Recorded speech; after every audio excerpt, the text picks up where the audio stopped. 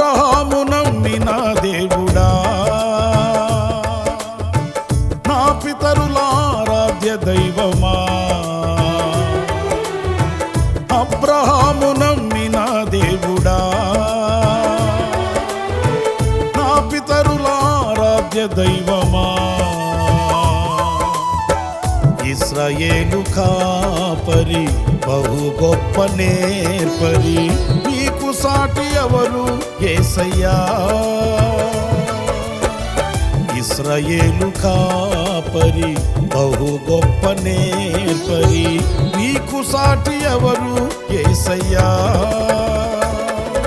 సహాయకుడా నిత్య స్తోత్రార్హుడా, ప్రభాకరుడా బహుబలవంతుడా.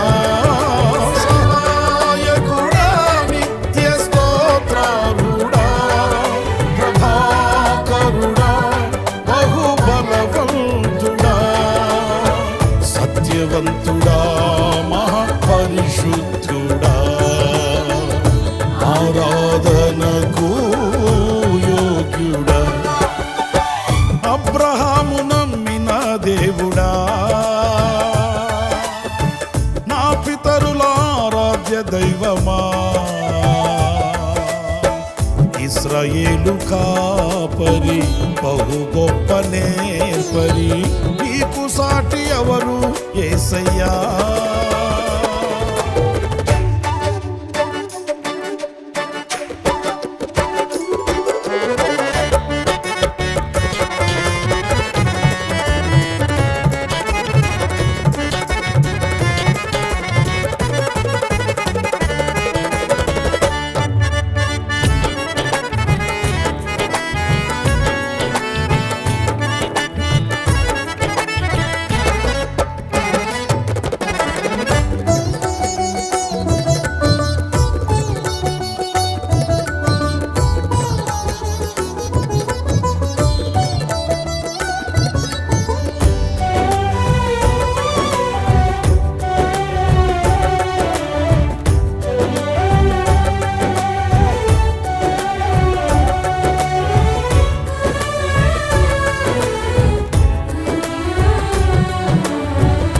నీలి మేఘమును నీడగా మార్చి, అగ్ని స్తంభమును కాంతిగా నిలిపి,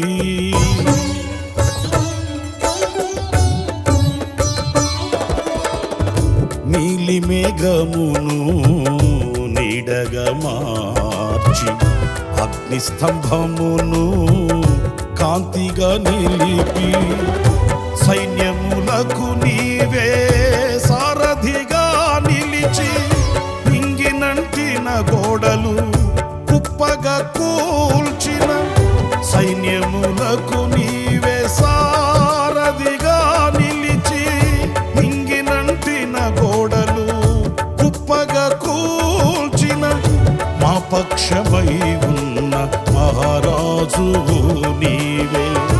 నీకు సాధ్యము కానిది ఏదైనా కలదా.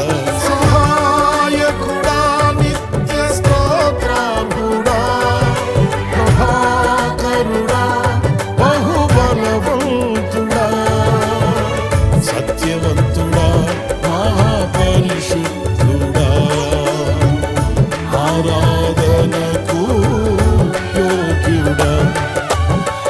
అబ్రహాము నమ్మిన దేవుడా, నా పితరుల ఆరాధ్య దైవమా. ఇశ్రాయేలు కాపరి బహు గొప్ప నేర్పరి, నీకు సాటి ఎవరు యేసయ్యా.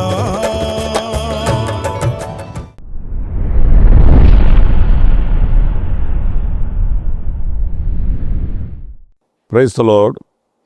ప్రభువైన అయిన యేసు క్రీస్తు నామంలో మా హోసనా మినిస్ట్రీస్ తరపున మీ అందరికీ హృదయపూర్వకమైన వందనాలు తెలియపరుస్తున్నాను. ప్రభు మిమ్మల్ని ఆశీర్వదించి దీవించునుగాక.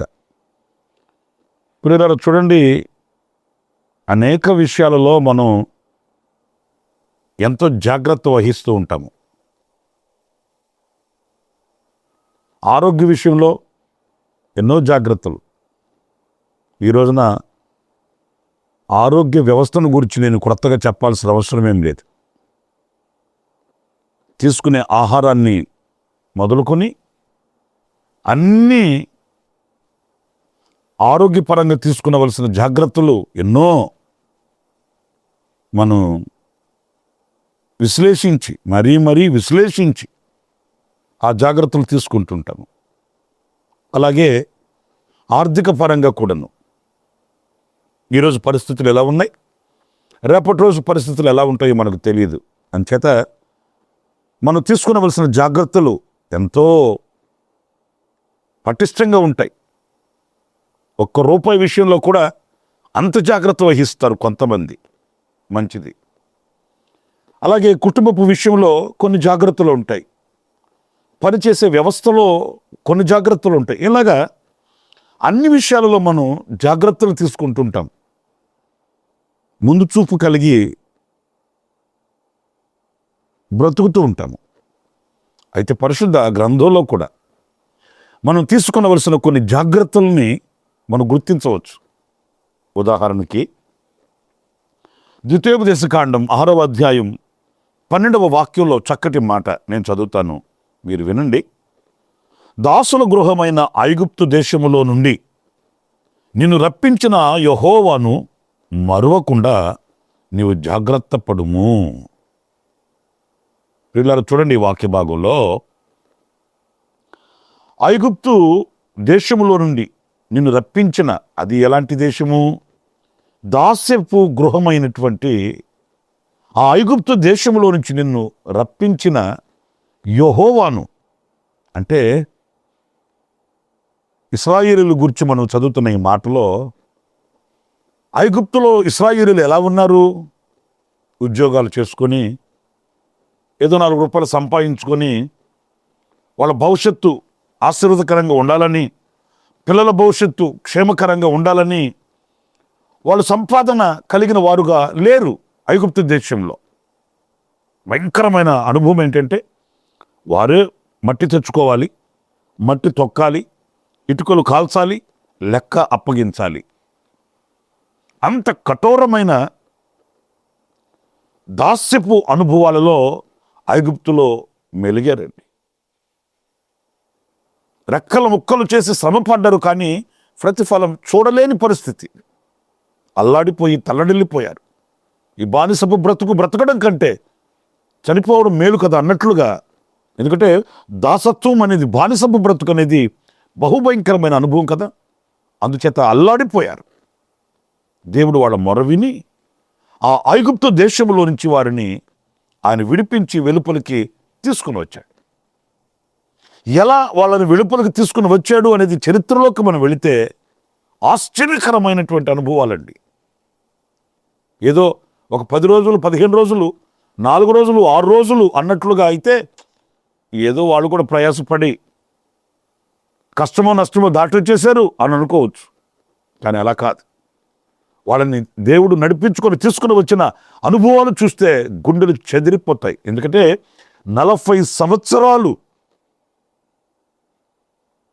పిల్లరా, మన ఇంటికి ఒక 10 మంది మన బంధువులు వస్తే మనకి ఎంత భారంగా ఉంటుందో అనేది నేను చెప్పాల్సిన అవసరం లేదు, మీ అందరికీ బాగా తెలుసు. ఓ 10 మందిని 10 రోజులు పోషించాలంటే ఎంత కష్టతరంగా ఉంటుందనేది అందరికీ తెలిసిన సంగతే. దీంట్లో పేద ధనిక అనే వర్గభేదాలు లేవు. అందరికీ కాస్త భారంగానే ఉంటుంది. 10 రోజుల పాటు ఒక 10 మందిని పోషించాలంటే అది కష్టతరంగానే ఉంటుంది. కానీ లక్షల కాల్బాలన్నీ 40 సంవత్సరాలు వాళ్ళు త్రాగే నీరు కానివ్వండి, భుజించే ఆహారం కానివ్వండి, వాళ్ళ నివాసాలు కానివ్వండి, వాళ్ళ గుడారాలలో వాళ్ళ పరిస్థితులు కానివ్వండి, సమస్తాన్ని ఆయన వహించాడు, భరించాడు.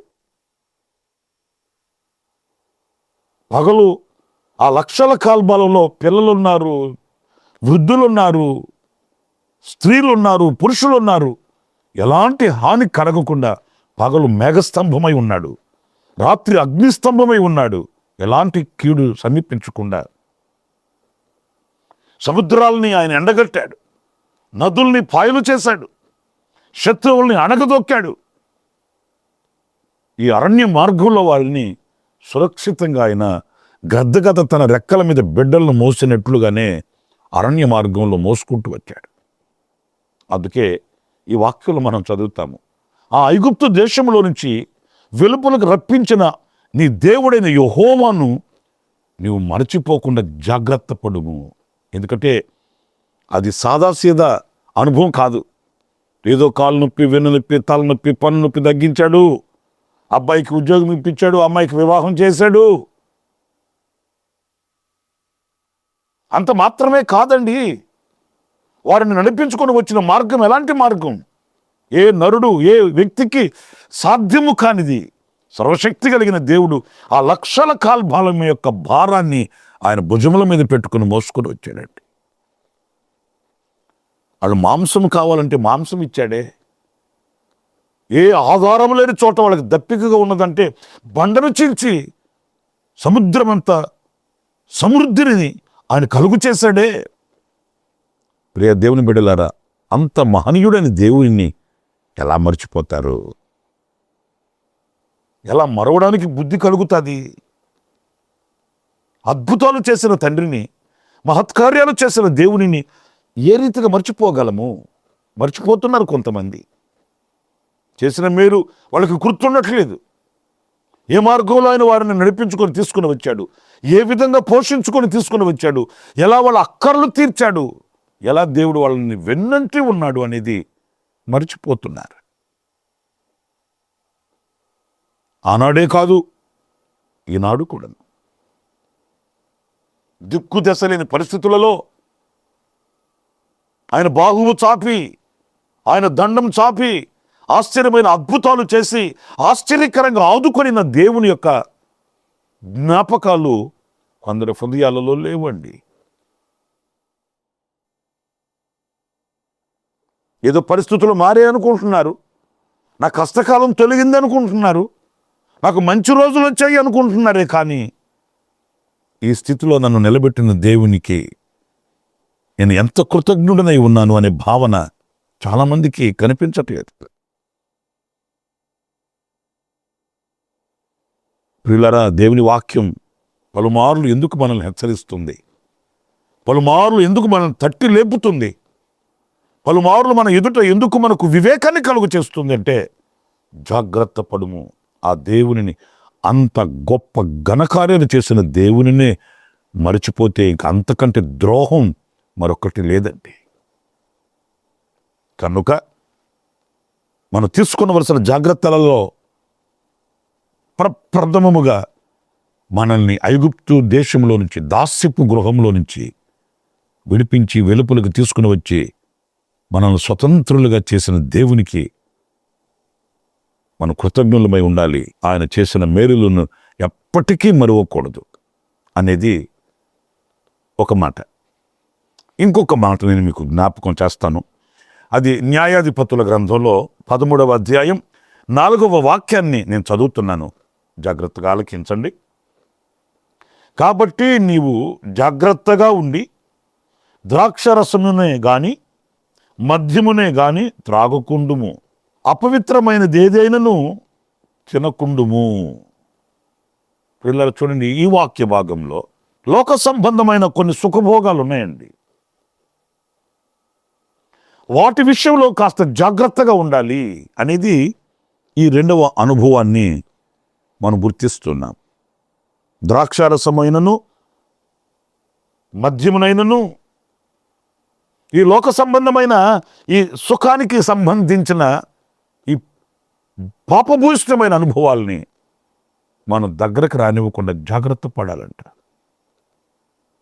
మనకు తెలుసు ఏది మనకు దైవత్వానికి విరోధమైనది, ఏది మనకు హానికరమైనది, ఏది అపవిత్రమైనది, ఏది పవిత్రమైనది మనకు తెలుసు. కానీ దాని విషయంలో జాగ్రత్త వహించకపోవడం. యవనస్తుడైన అబ్బాయి ప్రార్థన చేయించుకోవడానికి వస్తే, ఏ విషయంలో ప్రార్థన చేయాలి తమ్ముడు అని అడిగాను. కంగు తినే విషయాలు చెప్పాడండి. ఆ తమ్ముడు కన్నీళ్లు పెడుతూ ఏడుస్తూ చెప్తున్నాడు. సరదాగా స్నేహితులతో కూడా కలిసి, సరదాగా త్రాగాలని కాదు, తినాలని కాదు, ఉండాలని కాదు, సరదాగా స్నేహితులతో కూడా కలిసి కొన్ని అలవాట్లకి నేను లొంగిపోయాను.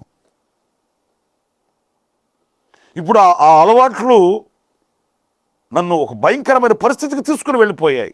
ఈ సంగతి నా తల్లిదండ్రులకు తెలిస్తే వాళ్ళు బ్రతకరు. అలాగని నేను వాటిని విడిచిపెట్టి ఆ పరిస్థితుల నుంచి బయటకు వచ్చే పరిస్థితుల్లో నేను లేను. ఈ రెండింటి మధ్య ఏం చేయాలో అర్థం కాక చావే శరణ్యం అనుకుంటున్నాను. యవనుడు, నిండు యవనుడు. నేను అన్నాను, ఈనాడు కలిగిన ఆ బాధ మరి ఆ మొదటి దినాన అయ్యో నేను ఇది చేయకూడదే, ఇలా ఉండకూడదే అనే ఆలోచన నీకు రాలేదా? సరదాగా. అందుకే వాక్యం అంటుంది, ఈ పాపభూయిష్టమైన, ఈ లోక సంబంధమైన ఈ సుఖాన్ని, లోక సంబంధమైన ఈ భోగాన్ని కలిగించే వీటి విషయంలో నీవు జాగ్రత్తగా ఉండాలి. కొందరికి కుటుంబంలో ఉండవలసింది ఏంటి, ఉండకూడనివి ఏంటి తెలియదండి. కుటుంబానికి క్షేమకరమైనవి ఏంటి, కుటుంబాన్ని నాశనం చేసేవి ఏంటి అనేది తెలియదండి.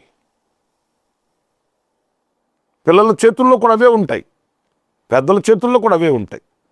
పిల్లలు చూసేవి అవే, పెద్దలు చూసేవి అవే. మీరు చూడండి కావాలంటే కొన్ని కుటుంబాలు పెద్దలు, చిన్న పిల్లలు అందరూ కూర్చొని ఒకే దృశ్యాన్ని చూస్తుంటారు. అది సినిమానే కావచ్చు, ఇంకొకటి కావచ్చు.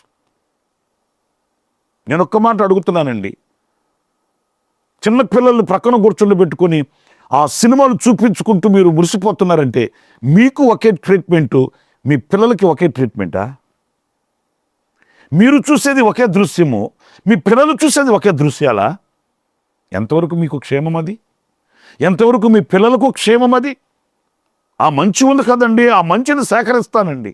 ఓకే, ఒకవేళ నీకు అంత పరిజ్ఞానం ఉండొచ్చేమో, నీకు అంత వివేకం ఉండొచ్చేమో, నీవు మంచిని మాత్రమే తీసుకొని చెడుని విడిచిపెట్టొచ్చేమో.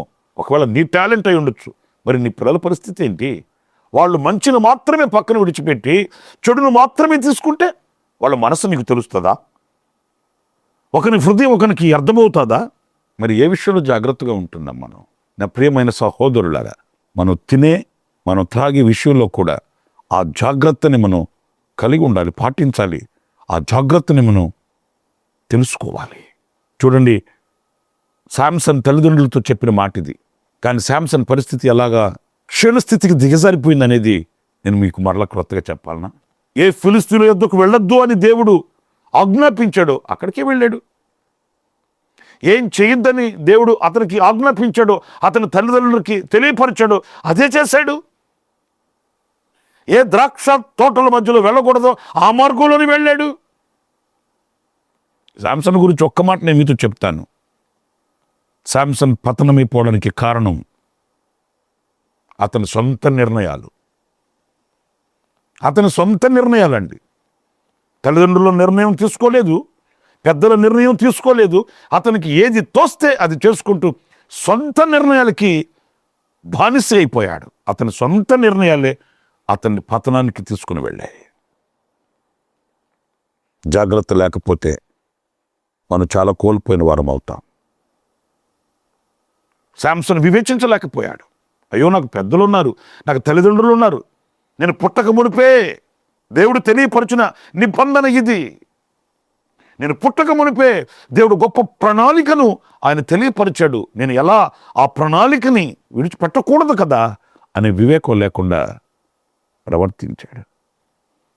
తుదకు తనకు తాను క్షేమం కాదు, తాను ఎవరికీ క్షేమం కాదు. ఏ ఫిలిస్తీయుల చేతిలో నుండి ఇశ్రాయేలీయులను విడిపించాలనో అదే ఫిలిస్తీయుల చేతులు చిక్కిపోయాడు. బహుభయంకరమైన వేదనకరమైన అనుభవాలండి ఇవన్నీ. ప్రియులారా, ఈ ద్రాక్షరసం విషయమైనను, మద్యము విషయమైనను, అపవిత్రత ఏదైనను తినకుండా, దగ్గరకు రానివ్వకుండా మనం జాగ్రత్త పడాలి. బబులోనులో షడ్రక్, మేషక్, అబేద్నెగోలు, దానియేలు వంటి యవనస్తులు చూడండి. ఈ ఆహారము వలన మా శరీరములను మేము అపవిత్రపరుచుకొనము. ఏది? ఈటింగ్ హ్యాబిట్స్, తినే వాటి విషయంలో ఏముంది? దేశం మారి దేశంకి వచ్చాము, ఇక్కడ అలవాట్లు, ఇక్కడ కల్చర్ ఇది. అది పెద్ద తప్పేమి కాదు. అయినా మనం కోరుకొని మనం తెచ్చుకుంది కాదు.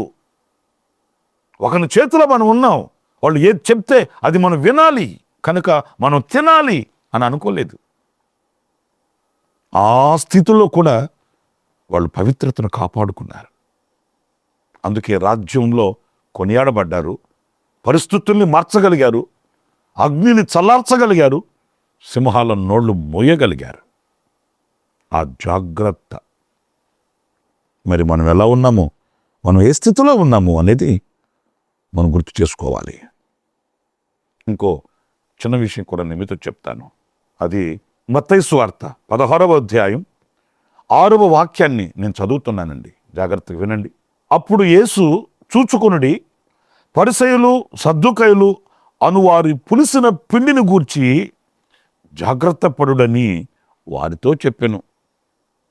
పులిసిన పిండి ఏంటి? పులిసిన పిండి పరిసయ్యులు సద్దూకయ్యులు. ఈ పరిసయ్యులు సద్దూకయ్యుల యొక్క బోధ కానివ్వండి, వాళ్ళ సంభాషణను గూర్చి పరిశుద్ధ గ్రంథులు మనం చదువుతాం. అది పులిసిన పిండి. పులిగరా, ఎందుకు ఈ పులిసిన పిండిని గురించి జాగ్రత్త పడమన్నాడంటే, ఈ పులిసిన పిండి కొంచెమేనైనా ముద్దంతటిని పాడు చేసేస్తుంది.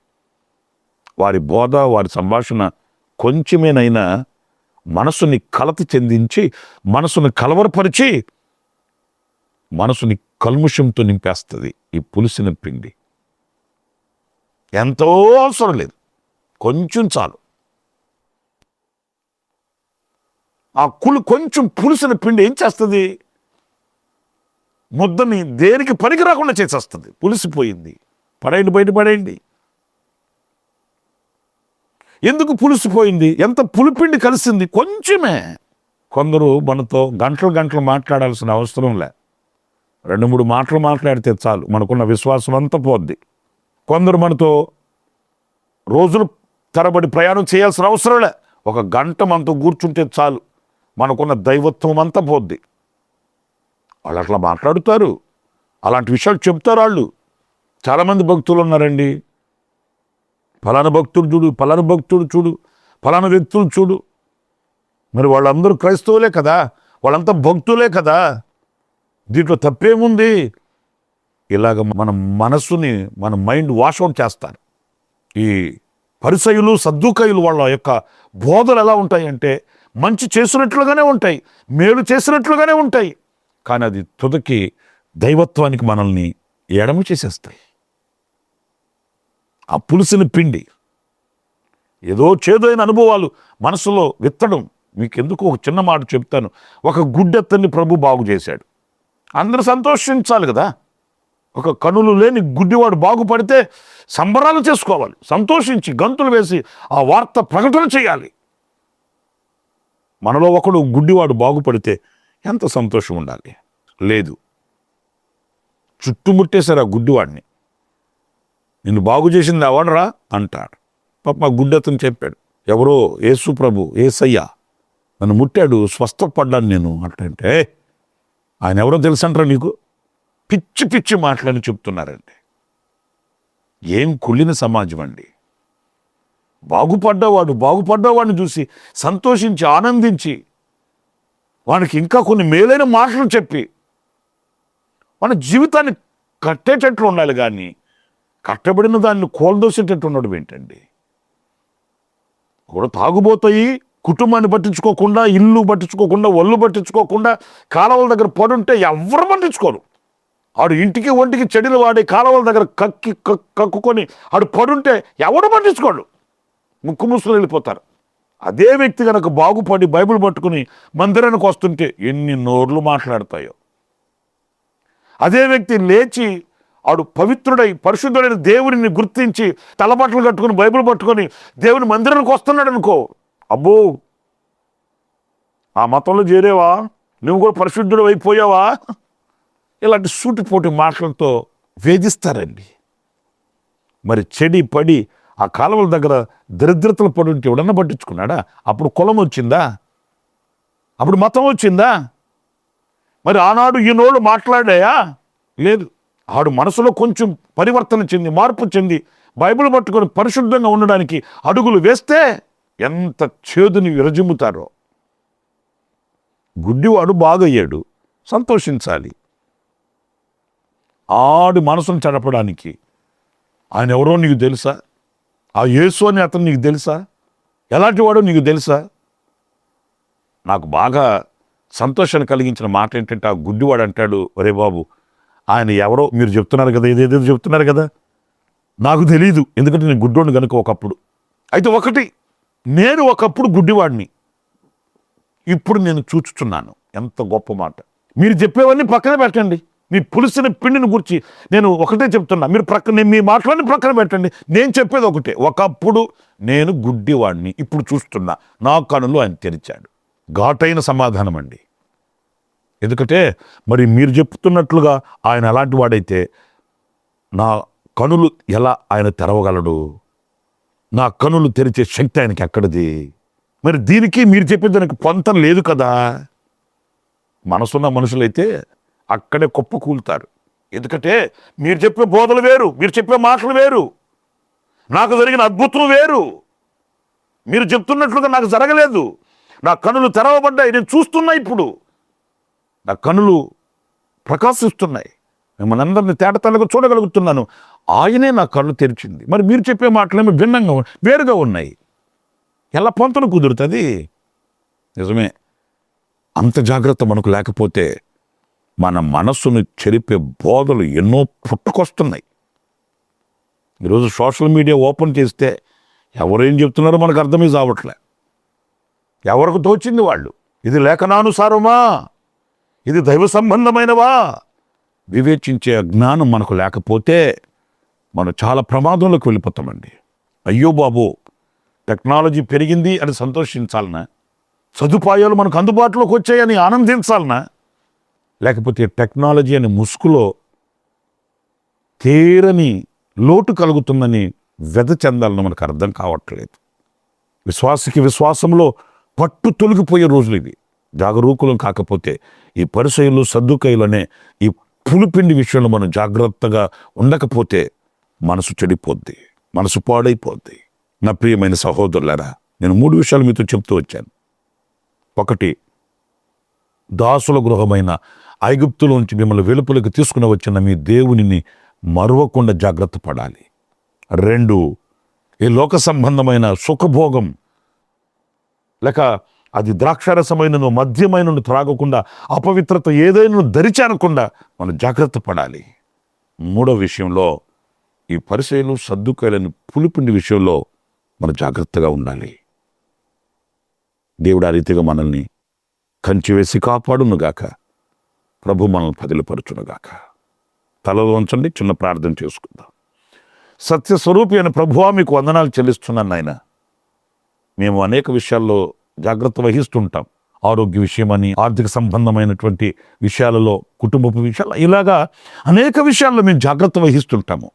కానీ మా ఆధ్యాత్మికమైన జీవితంలో మేము ఎలాంటి విషయాలలో జాగ్రత్త కలిగి ఉండాలని కొన్ని విషయాలు మేము ధ్యానించుకుంటూ వచ్చాం. ఆ రీతిగా మీరు కృప చూపించండి. మాకు వివేకమనివ్వండి, ఆలోచననివ్వండి. మీ భద్రత మీరు మాకు అనుగ్రహించండి, మీ కాపుదలు మీరు అనుగ్రహించండి.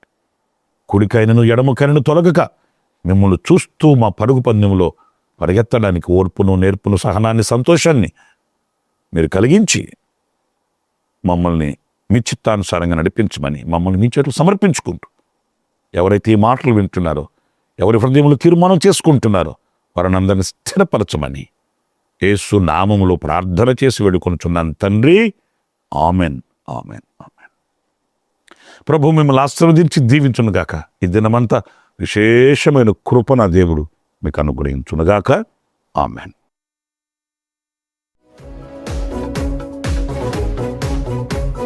ప్రతిదినము ఈ అనుదిన కృపాను సందేశముల కొరకు, ఇంకా మరిన్ని ఆత్మ సంబంధమైన సందేశాల కొరకు ఈ మా యూట్యూబ్ ఛానల్ ను సబ్స్క్రైబ్ చేసుకోండి. Pastor Ramesh hosanna ministries.